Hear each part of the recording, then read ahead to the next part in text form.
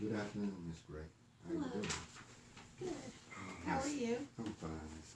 I'm Great. fine. Thank you for asking.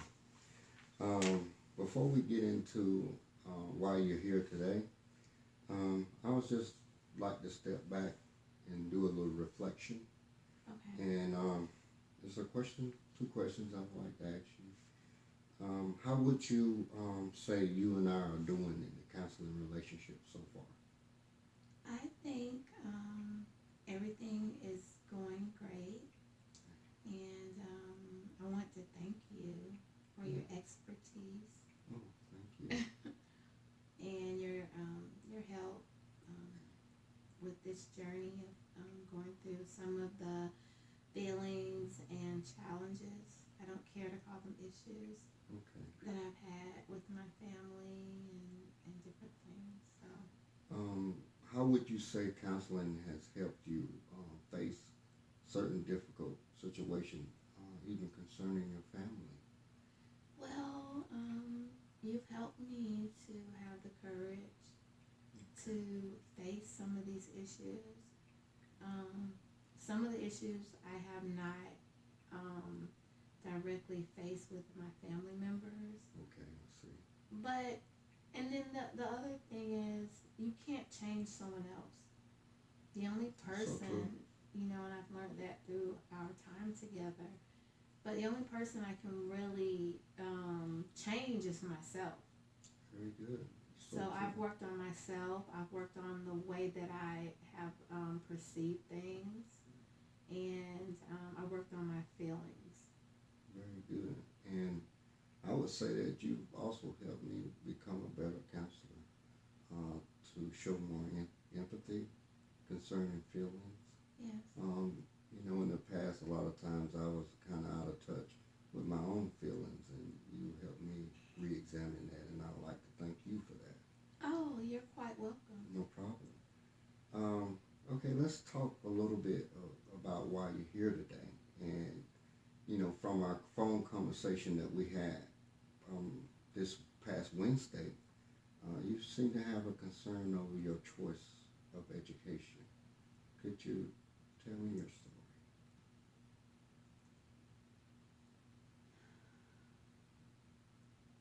I feel I feel extremely saddened when I think about it, and which I shared with you, and I felt embarrassed, and a Okay. great deal of shame was connected with it. Of course, I grew up in the church. My father was a preacher. Um, when I was about 17, 18, my parents went through a divorce, and I had started spending a great deal of time watching Christian television, Okay. and it's a horrible diet, spiritual diet to have. Um, could you clarify what do you mean by diet? Um, Well, to feed your spirit okay. from multiple different um, theological viewpoints Okay, I see. and bad doctrine. Okay. Okay, false Okay. doctrines. Okay, Okay. That's not really good. no. Digestion. And then with those people, majority of them, God can't bless you unless you send them money. Okay. Okay, and then there was also this really big push, which they've started up again, Okay. um, with saying that like Jesus is coming back any moment. Now my loved ones, my mother in particular, and my husband, they kind of cringe every time if my mother brings it up because she loves Christian television. I think that's how I started watching it Okay, I see. when they were going through their issues, her and my father. But whenever she brings it up now, and over the last few years, if I hear anyone talk about it, I don't mean to scoff at it, and I don't think I'm scoffing when I make the statement that if someone says, "Oh, Jesus is coming come in like any moment. And no, I always say, well, it won't be today. So, It won't be tomorrow. okay, And who are they to even know when Jesus is coming? that's true. So what I'm hearing is um, that you were fed so much of Christian television coming up, and I'm quite sure you probably heard them saying even when you were a teenager that Jesus was coming. But my father never was a part of such hypocrisy, such lies. The hypocrisy being these people are hypocrites to pretend to even know when Jesus is coming. Okay, so And then they will scoff and say horrible things about people, that are Christians but don't believe the way they do. But then they will have the nerve to pretend that they were so holy they knew when Jesus was coming. And of course they didn't. And I always refer back to when Jesus had ascended into heaven and the angel tells the apostles, why do you stand here gazing at the sky? God had given them a commission to do. And I heard a preacher say once, and it was awesome, that we don't know when Jesus is coming back. And that's what the Bible says. No man knows the day nor the hour. correct. But this is the only life you have to serve him. So you serve him to the fullest. And that's what you should be doing. And the reason why it's like a bitter thing to me is because I had a scholarship for film and motion pictures at the University of Miami. I also had a fully paid scholarship offer for Florida State University for their television production program. And I was dual enrolled at the University of Miami while I was in high school, my junior and senior year, of which I did not take advantage of. And I was thinking, what's the use in, film and motion pictures, me making movies when Jesus is coming back like any moment. The next breath he could be here. So what I want to ask you is, what prevented you from taking the opportunity to go to film school? What was it? Anything that blocked you from, being a part of what you obviously had a passion for? But like I just said, Okay. it was that type of theology that I had bought into for the moment. Okay, I see. And of course my mom was totally gone, and just carried away by it. In what sense? That she really believed that Jesus was coming, and there was a period when I believed it too, and that was horrible. And I have so much shame around that. Now I have student loans. Tell me God why had provided a way for me to have my education paid for, and now I have tons of student loans. Tell me why you feel shame. What is the shame? The idea that I'm a very intelligent person. Okay. I've been a Christian my whole life, and I feel that I should have known better. When I look back on it, it's like I should have just known better. And you can't live your life thinking God's going to come the next second. Right. That's not the way to live, because you'll never go forward in life. True. And so I've never shared that with anyone. My mother knew because she was a part of that. But I've never shared that with anyone besides you. And it's so, it just has so much shame around it that I would be led astray. And it's not a good doctrine, and especially for people to preach as if Jesus is coming the next moment. He's coming back, but it's not going to be today. And that's what I always say. My mother cringes, my husband cringes, and so now you know why I talk that way, and it's not to discredit God. I know Jesus will come back, and the Bible says He's going to come like a thief in the night, but no man's going to know. But I don't want to abate living in order to buy into that, because there's a whole life that I can live, and I have so much living to do, and I'll squander that with that type of teaching, and it's not of God. I understand. So tell me, I understand that you do have 3 degrees, that you did go off to theological school, I understand? Yes. Tell me about that. That's so amazing.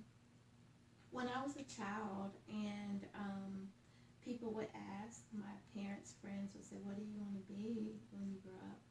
One of the things that I would say was a theologian. Really? Yes.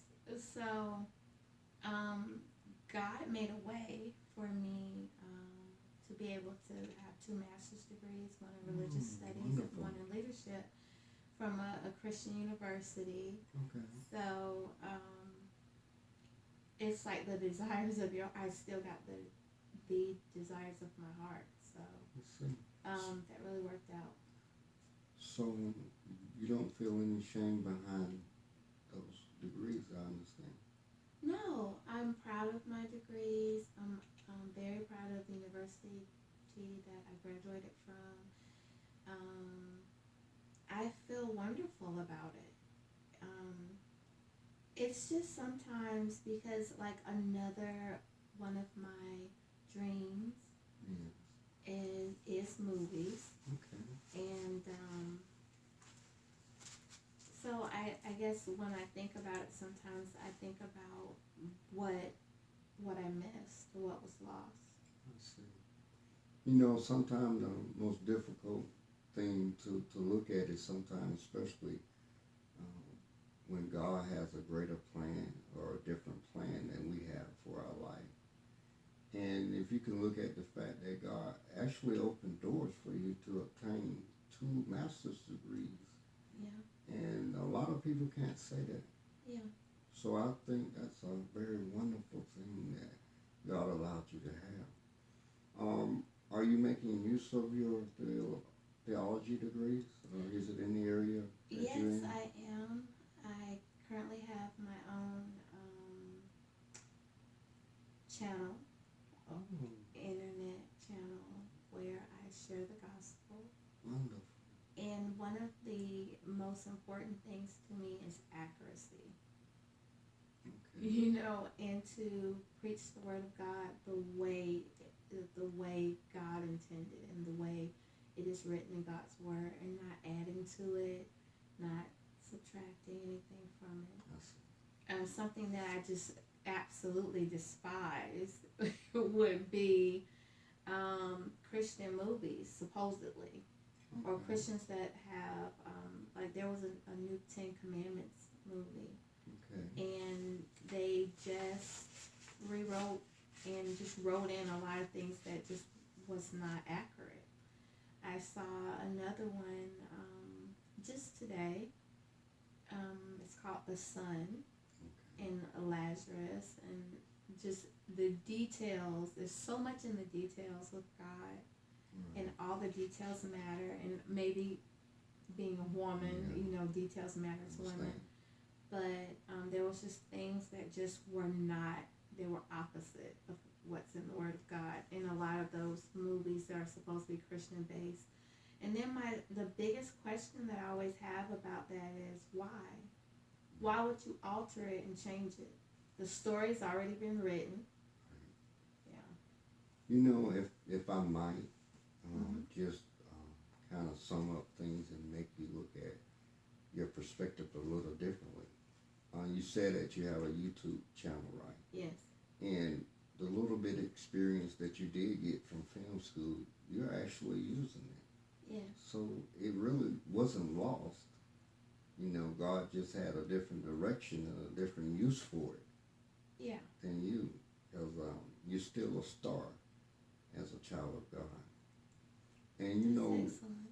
One particular thing that you might look at too, thank God that you're able to read your Bible and to know the truth. and to not be misled by television or whatever, because Yeah. there is a lot of rewriting of the Word of God. And God admonishes us to have a personal relationship with Him.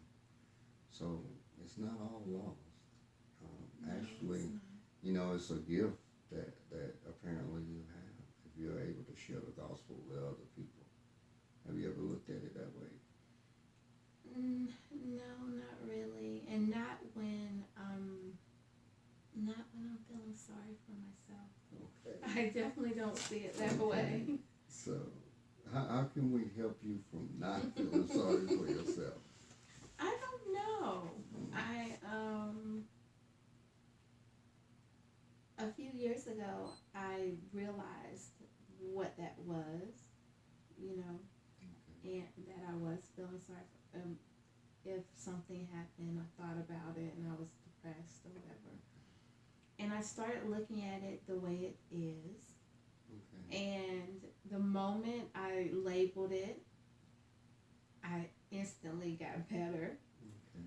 And so I still get upset sometimes or I see. depressed, but it's short lived because the moment I say, don't feel sorry for yourself, That's good. or if my husband or my children or my mother, if they say, what's wrong?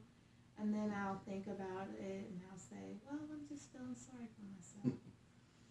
That moment kind of cheers me up. Right. So, Well, that's actually a good thing to have, that you actually can motivate yourself. yeah, Even though you become sad, you have the skill to come up out of it. yes. And that's what it will take for us to move forward in life, And it's a lot of times we don't have people that we can talk with, but we can always talk with God. And it's something about God that will help you move forward each and every Yeah. time. Is there anything else about your education that you can say that is very positive? How has it shaped or changed your life? Well, I would like to say this. Both of my grandparents, my father's parents, both of them both had 2 master's degrees apiece. Mm. So I love the fact that I was able to accomplish that. However, both of them passed away before they got to see me accomplish that. But it's just a really great legacy, and um, I'm going forward with getting a terminal degree. I definitely want a doctorate degree and also law. So those are like two, and I really feel passionate about that too. I guess you like television production, movie, Right. but it's just a lot, and I guess I'll just be a learner the rest of my life. I understand that you're a Adding grade value school to myself. educator. You teach elementary school, Middle school, middle school, sixth okay. grade history. History. Yes, Okay, how is that going? it's going great. I love the sixth graders. They think they're big, or Okay. teenagers or whatever. But there's something that is so still really pure about them and innocent, Yes, I and agree. I really love that. And they haven't been jaded or tainted so much by Yeah. life that they're disrespectful. None of them are disrespectful, and they are really eager to learn. So I feel so blessed that I can Wonderful. teach them Yes. every day. I really feel that's a great blessing. I could sum up, the story you just told me, and tell you God is using you. How wonderful it is to be able to help shape little ones' lives, and He put the perfect person in place. So, this is our third session, and we'll be meeting again in about 2 weeks. Okay. And I thank you for being prompt and on time, and I thank you for your heart Phelps story.